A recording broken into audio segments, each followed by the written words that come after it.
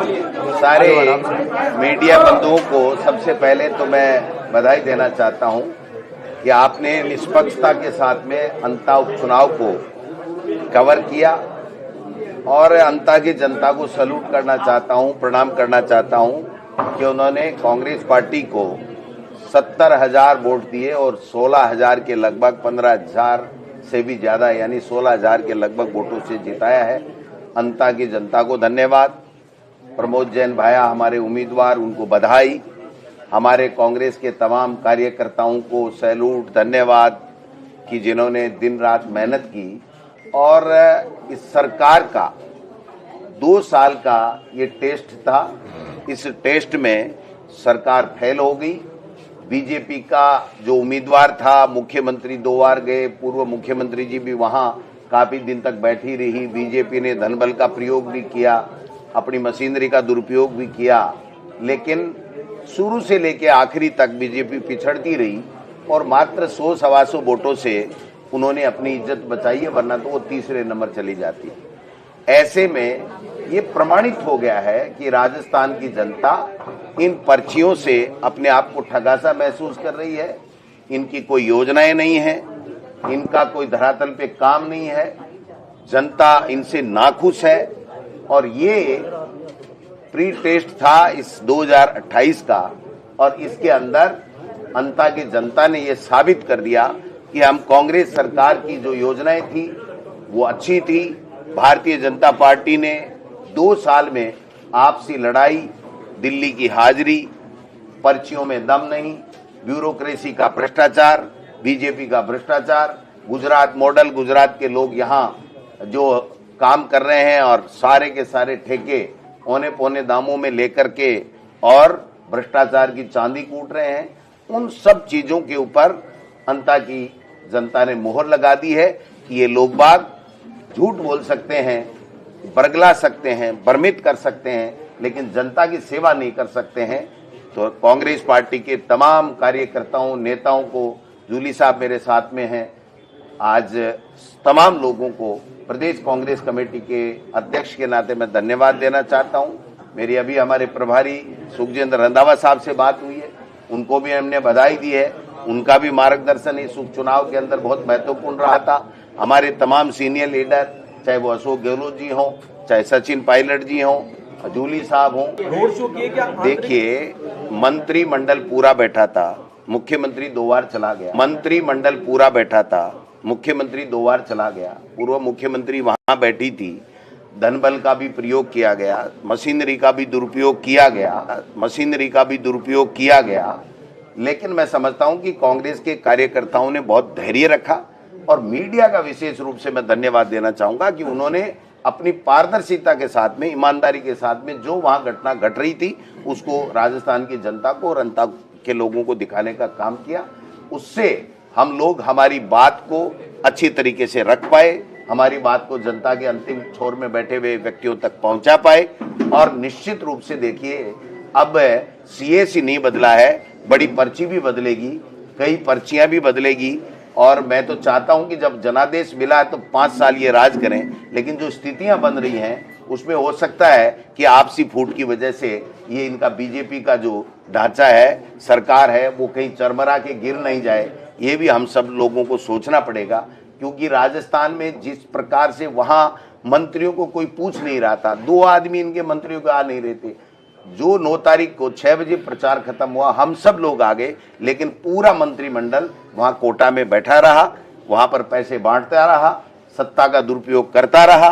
लेकिन जनता माई बाप होती है और जनता ने दिखा दिया कि हमारे लिए कोई मायना नहीं रखता। ये जो पर्चियां निकली, इसके लिए हमने वोट नहीं दिया था। हमने हमारे कल्याण के लिए, हमारी अच्छी योजनाओं के लिए, गरीब के उत्थान के लिए, बच्चों की पढ़ाई के लिए, बेरोजगारों की नौकरी के लिए, किसानों की आमदनी कैसे बढ़े, वो कैसे खुशहाल रहे, इसके लिए वोट दिया था।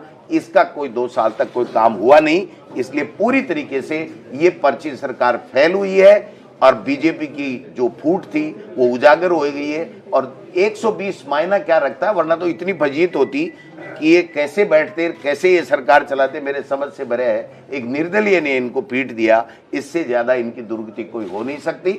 मैं तो मेरे कांग्रेस कार्यकर्ता जो हमारे राहुल गांधी जी और खड़गे साहब की नीतियों को, कांग्रेस पार्टी की नीतियों को जन जन तक पहुंचाने में कामयाब रहे। हमारे पूर्व सरकार की योजनाओं को, जो अच्छी योजनाएं थी उनके बारे में लोगों तक पहुंचाने में हम लोग कामयाब रहे। 6 दिन तक जूली साहब एक एक गांव ढाणी ढाणी गए। हम लोगों ने जितनी मेहनत कर सकते थे किया, लेकिन अंततः वोट अंता की जनता का था। उन्होंने फैसला कर दिया।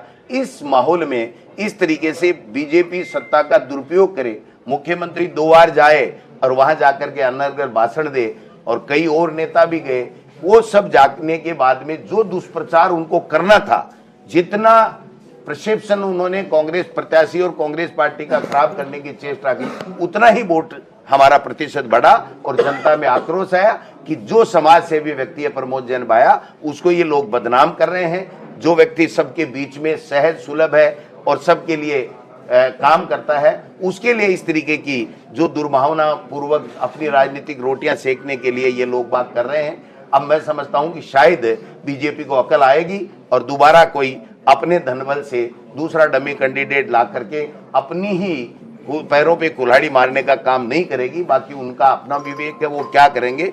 लेकिन राजस्थान की अंता की जनता ने ये साबित कर दिया कि हमें काम चाहिए, हमें विकास चाहिए, हमें लोगों का कल्याण चाहिए, हमें शांति चाहिए, हमें यहाँ पर गुंडागर्दी बदमाशी ये नहीं चाहिए।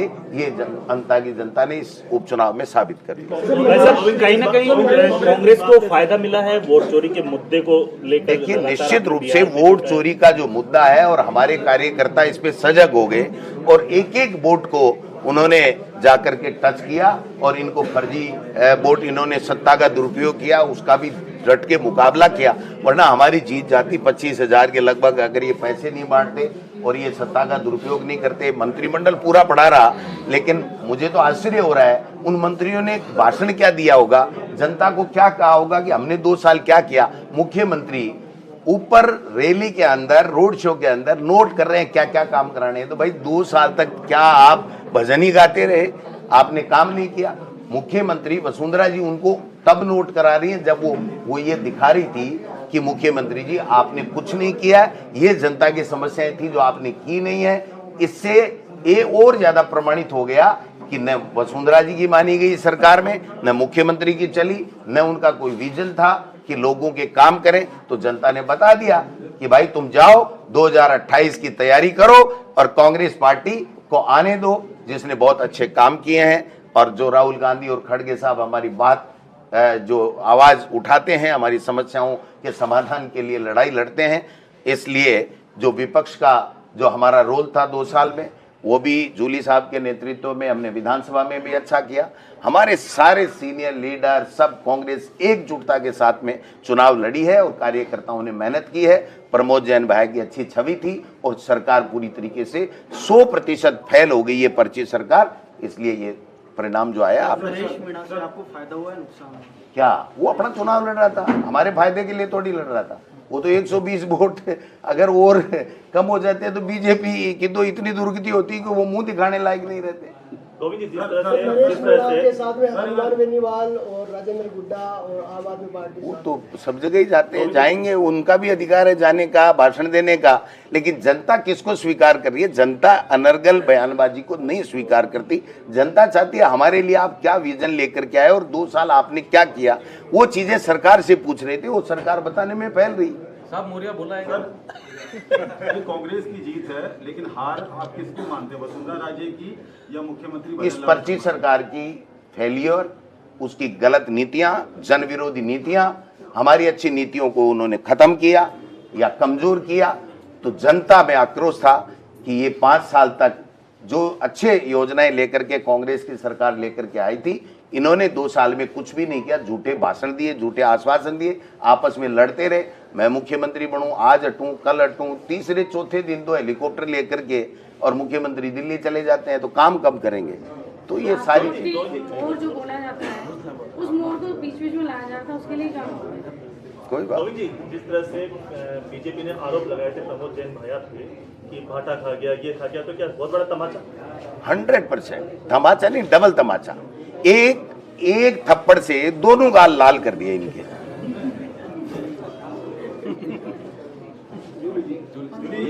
जूली सर बिहार देखिए,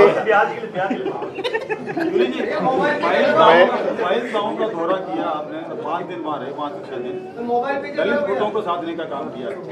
देखिए, मैं ये सर्वप्रथम तो सभी मीडिया के साथियों को और मीडिया के माध्यम से अंता मांगरोल की जनता को, हमारे कांग्रेस पार्टी के सभी सीनियर नेताओं को, सभी कार्यकर्ताओं को बधाई, शुभकामनाएं, धन्यवाद देना चाहूँगा कि अंता के अंदर जो एक चुनाव था वो सिर्फ अंता का चुनाव नहीं था, अपितु पूरे राजस्थान के अंदर किस प्रकार से शासन चल रहा है इस चीज़ का चुनाव था। आपने देखा होगा कि मुख्यमंत्री जी वहाँ गए, अभी अध्यक्ष जी ने बताया, और वो काम लिख रहे थे।